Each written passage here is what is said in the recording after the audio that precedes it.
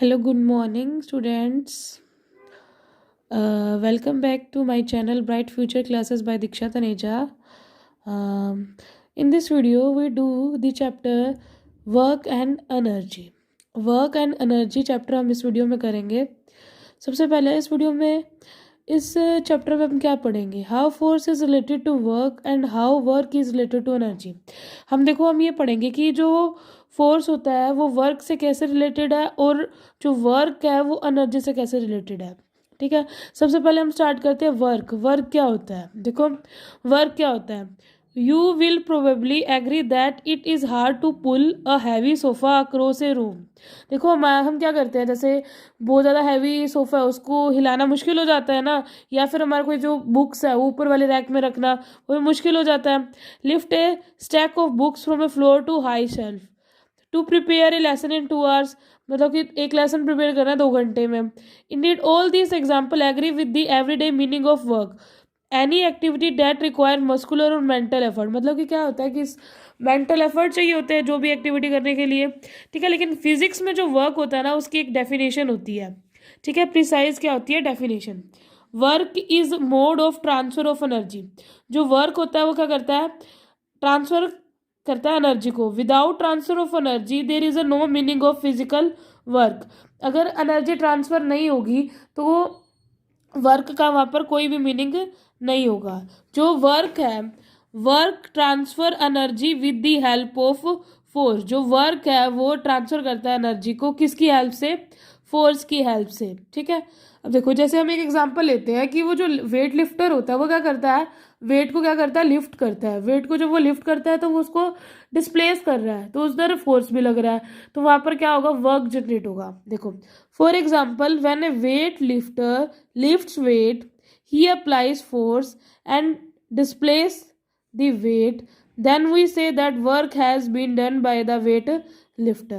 ठीक है, तो इसी से हम एक वर्क की डेफिनेशन देंगे कि जो हमारा वर्क है वो होता क्या है. Work done by force on a body is the product of force and displacement of the body. जो वर्क डन होता है, देखो जो वो हमारा वर्क डन होता है वो क्या होता है, फोर्स इनटू में डिस्प्लेसमेंट. कितनी डिस्प्लेसमेंट हुई है, एफ होता है फोर्स, एस होता है डिस्प्लेसमेंट, डब्ल्यू क्या होता है, वर्क डन. ठीक है, अब देखो मैंने ये एग्जांपल लिया. इनिशियली कोई मास एम है, ठीक है, ए पोजीशन पे है, मैंने उसके ऊपर फोर्स लगाया. उसकी इनिशियल वेलोसिटी कितनी है, 0 है.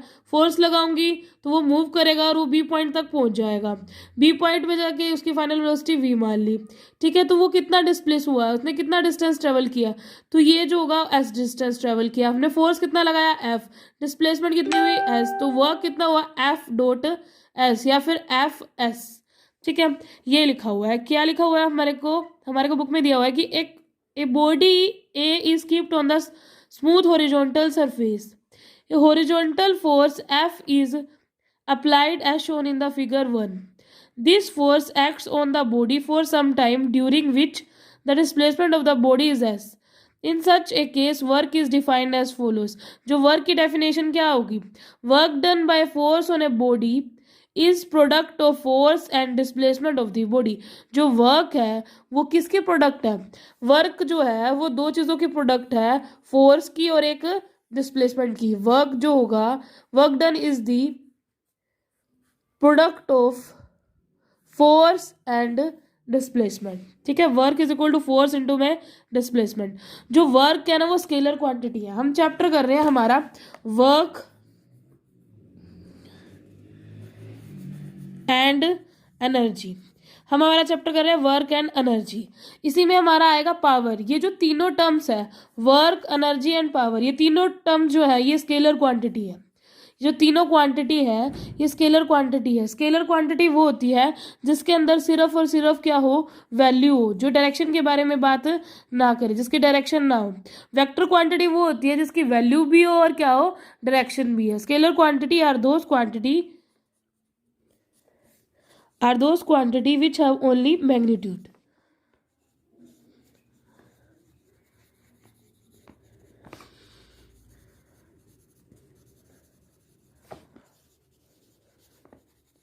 सिर्फ जिनका क्या होता है, मैग्नीट्यूड होता है।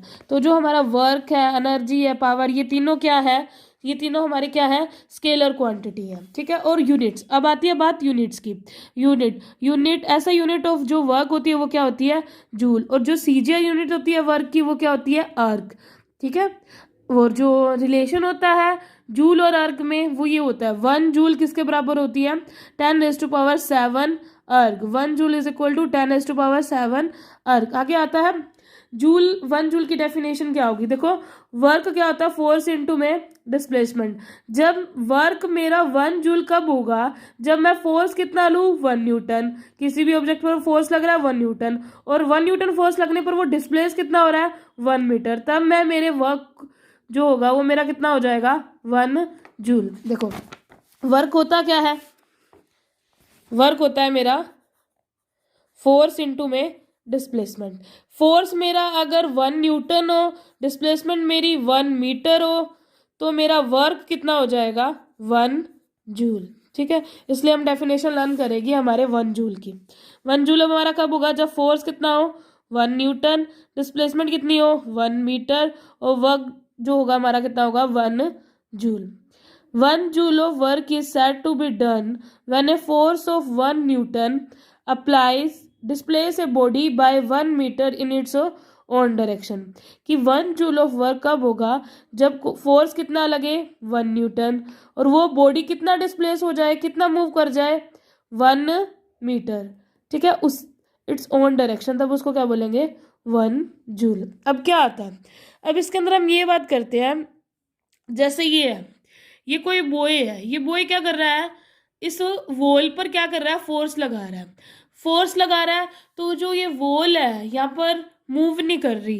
देखो हम अब कोई भी है, अगर आप भी अपने वॉल को फोर्स लगा कर देखो, देखो ये मूव कर रही है, नहीं ना, हमने तो फोर्स लगाया, ये मूव क्यों नहीं कर रही, इसका रीजन क्या है, देखो when S is equal to 0, यहाँ पर क्या हुआ, एस कितना हो गया, 0, क्योंकि कोई वो बोर्ड जो वॉल है वो डिस्प्लेस नहीं करी, तो डिस्टेंस कितना हो गया, 0। तो वर्क डन क्या होगा, 0। कैसे, work done by force on a body is 0 if the displacement of body is 0। देखो उस केस में जो हमारा वर्क डन होगा वो कितना होगा, वर्क डन क्या होता है, फोर्स हमारा वर्क होगा उस केस में कितना होगा, देखो डिस्प्लेसमेंट हमारी, यानी कि जो हमारी वॉल जो है वो वॉल वो मूव नहीं करी, तो डिस्प्लेसमेंट कितनी हो गई, 0। तो वर्क कितना होगा, फोर्स इनटू में 0, तो कितना वर्क डन हो जाएगा उस केस में, 0, ठीक है। ये देखो work done by the force on the body is 0 if the displacement of the body is 0। For example when you push A wall, कि हम क्या करते हैं, धक्का लगाते हैं वॉल को with a force F, then displacement of the wall is 0, तो वो डिस्प्लेस ही नहीं होती, ठीक है। Therefore the work done by the force on the wall is 0। तो उस ये जो बच्चा इस वॉल पे जो फोर्स लगा रहा है, ठीक है, इस केस में जो वर्क डन है वो क्या होगा, 0 होगा, ठीक है। नेक्स्ट देखो, when you sit on a chair and prepare a lesson in 2 hours, ठीक है, अगर आप कोई चेयर पे बैठे हो और लेसन प्रिपेयर कर रहे हो 2 घंटे तक, यू मे फील टायर्ड, हम टायर्ड फील करते हैं, but according to physics no work is done, कि हमने कोई वर्क नहीं किया, ठीक है। If you hold a briefcase for 1 hour, कि हम क्या करते हैं, कोई भी ब्रीफ केस है वो हमने उठा रखा है, ठीक है, 1 घंटे तक हमने उसको उठाया है, do not move the briefcase, हमने उसको मूव नहीं करा, then displacement of the briefcase is 0। उस केस में जो डिस्प्लेसमेंट होगी वो कितनी हो जाएगी, 0। Therefore work done bye you on the briefcase is 0। अब हम पढ़ेंगे कि जो हमारा वर्क डन है वो कितना कब पॉजिटिव होता है, कब नेगेटिव होता है, और कब 0 होता है। देखो जो हमारा वर्क डन है वो अब अगर किसी एंगल पर लग रहा है, ठीक है, जैसे ये जो वर्क डन है ये किसी एंगल, जो हमारा फोर्स है वो किसी एंगल थीटा पर लग रहा है, ठीक है, तो जो उसका हॉरिजॉन्टल कंपोनेंट होगा वो होगा F cos थीटा, ठीक है। तो इस केस में जब कोई एंगल पर हमारा फोर्स लग रहा हो तो वर्क डन हमारा होता है F cos थीटा इंटू में S। वर्क जो होता है इस कंडीशन में हमारा component of force in the direction of displacement into में डिस्प्लेसमेंट, तो वहां पर जो हमारा वर्क डन होता है वो होता है F S cos थीटा। अब हमारे को क्या करना है, हमारे को स्टडी करना है कि जो हमारा वर्क है वो हमारा कब पॉजिटिव होगा, कब नेगेटिव होगा, और कब 0 होगा। देखो वर्क हमारे को स्टडी करना है कि वर्क हमारा कब पॉजिटिव होगा, कब नेगेटिव होगा, और कब हमारा 0 होगा। ठीक है। जो वर्क होता है वो क्या होता है, फोर्स इनटू में डिस्प्लेसमेंट, या फिर जब एंगल पर लगता है वो होता है एफ एस कोस थीटा।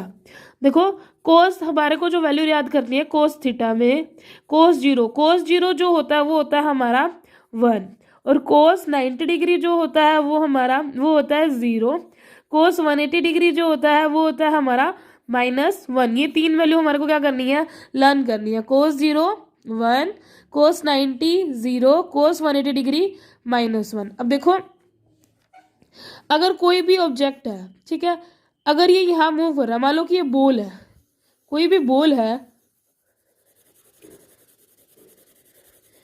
कोई भी फुटबॉल है, ये अगर ये इस डायरेक्शन में मूव कर रही है, ठीक है, यहाँ मूव कर रही है, अगर हम फोर्स अप्लाई करें, अगर हम इसी डायरेक्शन में फोर्स अप्लाई कर दे, इसी डायरेक्शन में वो मूव कर रही है, इसी डायरेक्शन में फोर्स अप्लाई कर दे, तब हमारा जो वर्क डन होगा ना वो हमारा क्या होगा, पॉजिटिव होगा और मैक्सिमम होगा। ठीक है, क्यों, क्योंकि यहाँ पर फोर्स और डिस्प्लेसमेंट इन दोनों के बीच में जो एंगल होगा वो कितना होगा, 0 होगा, क्योंकि वर्क डन का फॉर्मूला क्या होता है, F S cos theta. Theta इस केस में कितना हो जाएगा, 0, तो एफ एस कोस जीरो कितना होता है 1, तो हमारा जो वर्क डन होगा वो कितना होगा, एफ एस, यानी कि वर्क मैक्सिमम। ठीक है, ऐसे ही हम क्या करें, हमने क्या किया, कोई ऑब्जेक्ट, वही फुटबॉल है, वो इस साइड मूव कर रही थी, लेकिन जो हमने फोर्स अप्लाई किया है वो अपोजिट डायरेक्शन में अप्लाई किया है।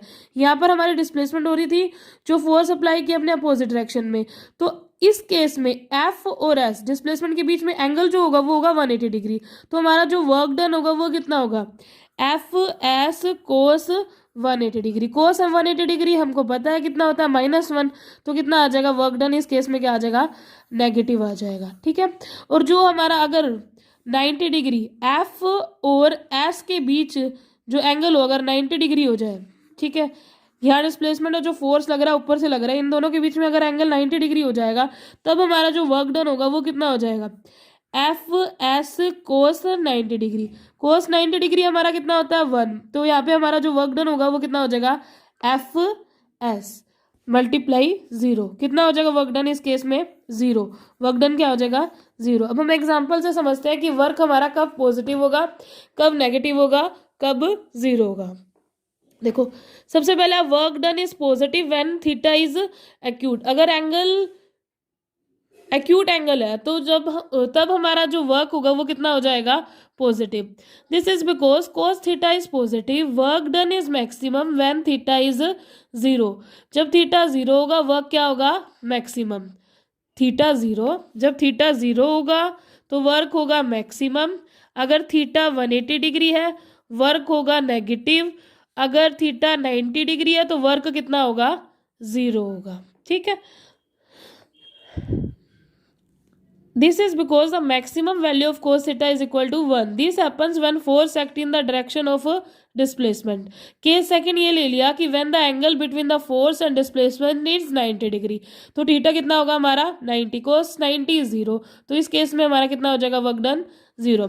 अब एक एग्जाम्पल पढ़ते हैं जिसके अंदर अलग अलग एग्जाम्पल है, जिसमें अलग अलग वैल्यू होगी वर्क की। वर्क हमारा कब पॉजिटिव होगा, कब नेगेटिव होगा और कब 0 होगा। हमको तो पता चल गया कि जो हमारा वर्क है कब पॉजिटिव है, जब एंगल कितना है, कितना एंगल है सोचो, पॉजिटिव तब होगा जब एंगल कितना होगा, 0। सही सोच रहे हो। ठीक है, अब एग्जांपल बढ़ते हैं। Work done by centripetal force, जो सेंट्रीपिटल फोर्स है वो उसके द्वारा जो वर्क डन होता है वो कितना होता है, when a stone is read in a horizontal circle, then centripetal force acted 90 degree to the displacement, therefore work done by centripetal force is 0। ठीक है, जैसे ये है, ठीक, यहाँ पर हमने कोई पत्थर फेंका है, तो ये जो यहाँ पर ये डिस्प्लेसमेंट है और यहाँ पर जो सेंट्रीपिटल फोर्स है वो अंदर की तरफ लग रहा है, तो इन दोनों के बीच में एंगल कितना हो जाएगा, 0। तो इस केस में जो हमारा वर्क डन होगा वो कितना होगा, 0। ऐसे ही सेम केस है जब क्या करता है, ये अर्थ है वो सन के अराउंड रिवॉल्व कर रही है, तब क्या हो रहा है, तो वो फोर्स जो लग रहा है ना, सेंट्रीपिटल फोर्स अंदर की तरफ लग रहा है और डिस्प्लेसमेंट ऐसे इधर 90 डिग्री हो जाएगा इन दोनों के बीच में एंगल, तो तब भी जो हमारा वर्क डन है वो क्या होगा, 0 होगा। ये देखो, motion of earth around sun, ठीक है, हमको सबको पता है कि सन फिर सन के अराउंड कौन मूव करता है? अर्थ। अर्थ के अराउंड कौन मूव करता है, रोटेट करता है? मून। ठीक है। Work done by centripetal force which is the gravitational pull of sun on the earth acting on earth is zero. Work done जो जीरो होगा किस केस में? जब अर्थ मोशन करेगी सन के around, because centripetal force is perpendicular to the displacement. इस case में जो सेंट्रीपिटल फोर्स है वो क्या होगी? डिस्प्लेसमेंट के परपेंडिकुलर। देखो हमारे को क्या चीज़ याद रखनी है, जो डिस्प्लेसमेंट है ना इस केस में वो क्या होती है? टेंजेंशियल। और फोर्स जो है वो क्या है? सेंट्रीपिटल फोर्स है, वो हमेशा क्या लगता है? इनवर्ड लगता है, रेडिकली इनवर्ड।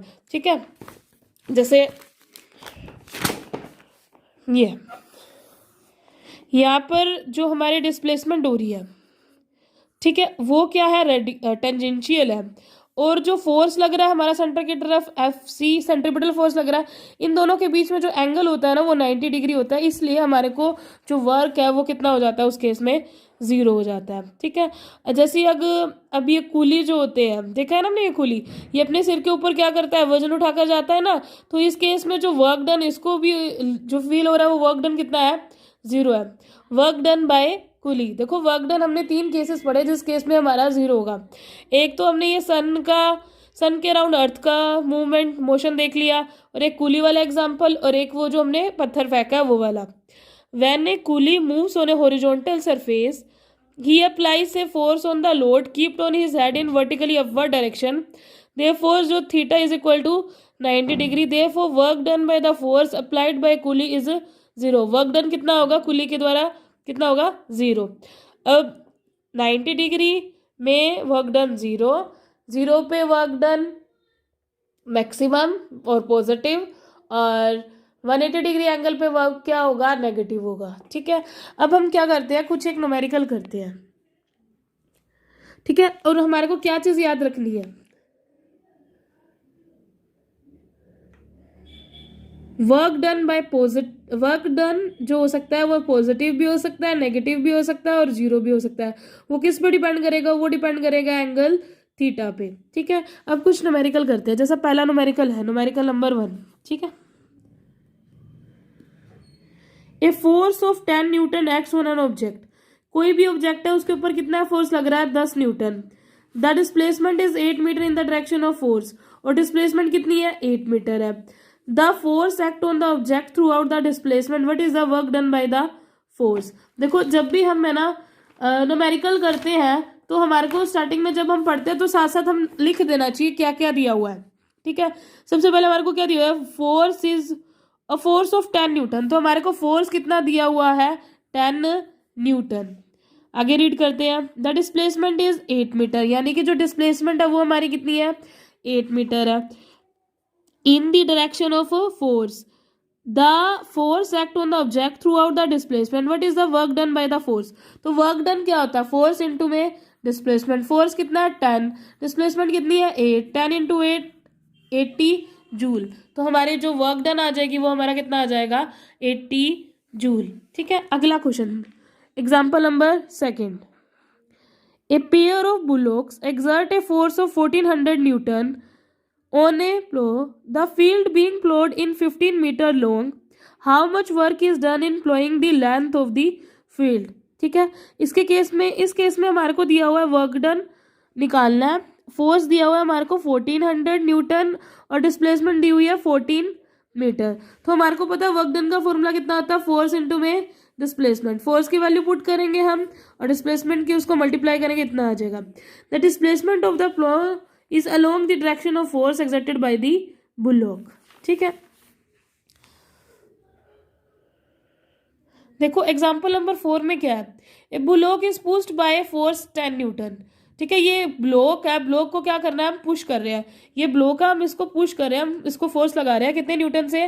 10 न्यूटन से। A frictional force is 2 newton acts between the block and the surface when the work done by the friction when the block moves is 10 metre. ठीक है। तो इसके अंदर देखो, जो अब हमारे को कोस थीटा देखना है। फोर्स तो हम इस साइड अप्लाई कर रहे हैं, फ्रिक्शनल फोर्स कहाँ लग रही है? इसके अपोजिट। फ्रिक्शनल क्या करती है, फ्रिक्शन फोर्स क्या करती है, अपोज करती है ना मोशन का। तो इन दोनों के बीच में एंगल कितना हो गया, 180 डिग्री। तो हमारे यहाँ पर जो फॉर्मूला लगेगा वो कितना लगेगा, एफ एस कोस 180 डिग्री। कोस 180 डिग्री हमको पता है -1 होता है। फोर्स की वैल्यू कितनी दे रखी है, ठीक है, फ्रिक्शनल फोर्स लग रही है वो कितनी होगी 2, ठीक है। डिस्प्लेसमेंट कितनी है 10, तो हमारा जो वर्क डन हो जाएगा वो कितना आ जाएगा -20 जूल, ठीक है। अब देखो हम करते हैं कुछ एक क्वेश्चंस जो हमने अभी तक पढ़ा है। देखो किसी ने अच्छे से पढ़ा है या नहीं पढ़ा वो अब पता चल जाएगा हम जब ये क्वेश्चन सॉल्व करेंगे, ठीक है। Does work has direction associated with it, इसने ये क्वेश्चन पूछा है कि वर्क की कोई डायरेक्शन होती है। अभी हमने बताया कि जो वर्क होता है वो क्या होता है, वो एक स्केलर क्वांटिटी है, तो इसकी जो वर्क की जो डायरेक्शन होगी या नहीं होगी, no, work is a scalar quantity, उसकी कोई भी डायरेक्शन नहीं होगी। तो पहले का क्या आंसर आएगा, work is a scalar quantity, ठीक है। अगला है for what value of theta is work done is maximum, कौन सी वैल्यू पे वर्क मैक्सिमम होगा, तो जब थीटा कितना होगा हमारा 0, थीटा कितना होगा 0 डिग्री होगा तब हमारा वर्क क्या होगा मैक्सिमम। 0 कब होगा, जब थीटा कितना होगा 90 डिग्री, ठीक है। Next, when work is measured in joule force is measured in, देखो वर्क को हम जूल में मेजर करते हैं तो फोर्स को किसमें मेजर करते हैं, न्यूटन। वेरी गुड, सही बोल रहे हो सभी, जिसने पढ़ा वो सही बताएगा। Displacement is measured in, displacement किसमें मेजर करते हैं, मीटर में, ठीक है। आगे आते हैं person is walking on a horizontal road, person है वो चल रहा है, and carrying a brief case, उसने अपने सिर के ऊपर ब्रीफ केस उठाया हुआ है। The work done by the brief case on the work done by the person on the brief case, इस केस में पर्सन पे जो पर्सन ब्रीफ केस पे जो फोर्स वर्क लगाएगा वो कितना होगा 0, ठीक है। अगला fifth, work done by centripetal force is 0, ये ट्रू है या फॉल्स है, ठीक है। वर्क डन जो होता है सेंट्रीपिटल फोर्स के केस में क्या होता है 0 होता है, ये क्या है ट्रू। जो नेक्स्ट क्वेश्चन है वो आप लोग मुझे कमेंट करके बताओगे कि इसका जो आंसर होगा वो ट्रू होगा या फॉल्स होगा, कमेंट करके बताना जो भी ये वीडियो देख रहे हैं। कि 6th क्वेश्चन जो मैं अभी पढ़ रही हूँ, a coolie moves on a horizontal platform with luggage on his head, कि कोई कुली है वो हॉरिजॉन्टल प्लेटफॉर्म पे मूव कर रहा है और जो लगेज है उसके सिर पे है। The work done by the coolie on the luggage is 0, ये ट्रू होगा या फॉल्स होगा, कमेंट करके जरूर बताना, ठीक है।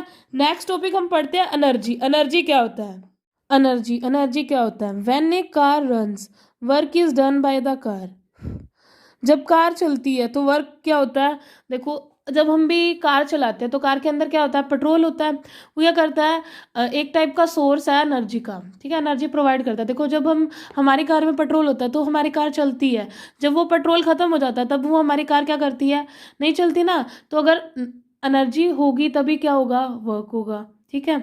वही चीज़ है, when A car runs work is done by the car, जब कोई कार चलती है तो उसके द्वारा क्या होता है, वर्क होता है। This work is done at the expense of fuel, वो किस वजह से हो रहा है, फ्यूल की वजह से, ठीक है। फ्यूल प्रोवाइड दी एनर्जी, जो हमने उसके अंदर पेट्रोल डाला हुआ है, ठीक है, वो क्या दे रहा है, उसको एनर्जी दे रहा है। Needed to run the car, ठीक है। Had the petrol tank been empty car could not be run, मतलब कि अगर उसके अंदर पेट्रोल नहीं है तो कार नहीं चल पाएगी। The conclusion is that if there is no source of energy no work will be done, अगर एनर्जी नहीं है तो कोई भी वर्क नहीं होगा। Let us take another example, ये पहला एग्जांपल तो हमने कार का ले लिया कि कार के अंदर पेट्रोल नहीं है तो नहीं होगा वर्क ना, क्योंकि एनर्जी नहीं है उसके अंदर। अब देखो suppose a lift take some person, मतलब कि लिफ्ट है एक, वो क्या कर रही है, पर्सन को एक जगह से दूसरी जगह पर लेकर जा रही है। अगर वो किस से चल रही है, वो इलेक्ट्रिसिटी से चल रही है क्योंकि उसके अंदर इलेक्ट्रिक मोटर लगी हुई है। अगर वो लिफ्ट के अंदर इलेक्ट्रिसिटी नहीं हो, लाइट ना हो तो वो मूव नहीं करेगी ना, ठीक है। तो एनर्जी नहीं है तो वर्क नहीं है, ठीक है। सेकेंड केस ले लिया, suppose a lift take some person from ground floor to second floor, then the lift performs work. If you inquire you will find that the lift is operated by electrical motor, कि हमको पता है कि वो lift किससे चलती है, electrical motor से चलती है। Thus electrical energy does the work, उस केस में कौन सी एनर्जी काम कर रही है, electrical energy. If there is a no electricity, अगर इलेक्ट्रिसिटी नहीं होगी the lift will not operate, तो लिफ्ट नहीं चलेगी। Again if there is a no source of energy no work will be done, अगर कोई एनर्जी नहीं है तो कोई वर्क नहीं होगा, ठीक है।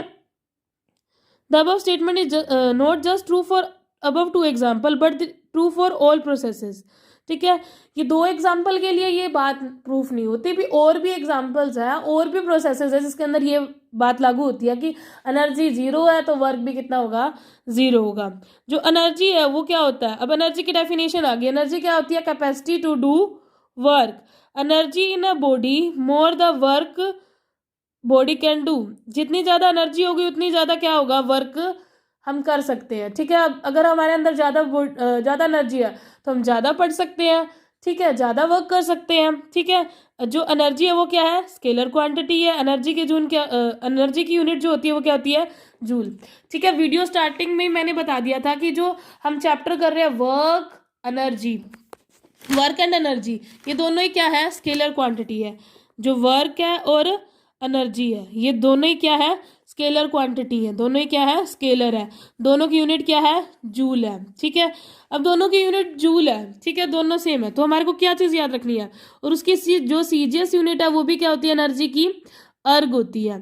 ठीक है, the unit of work and energy is same. जो यूनिट होती है वर्क, हमारे को क्या चीज़ याद रखनी है, रिमेंबर, या नोट जो है हम लिख सकते हैं, the unit of work and energy is same.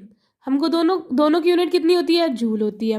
This is because these two physical quantities are interconvertible. ये कन्वर्ट कर सकते हैं हम, इसको वर्क को एनर्जी में कन्वर्ट कर सकते हैं, एनर्जी को वर्क में कन्वर्ट कर सकते हैं। That is energy can be converted into work and work can be converted into energy.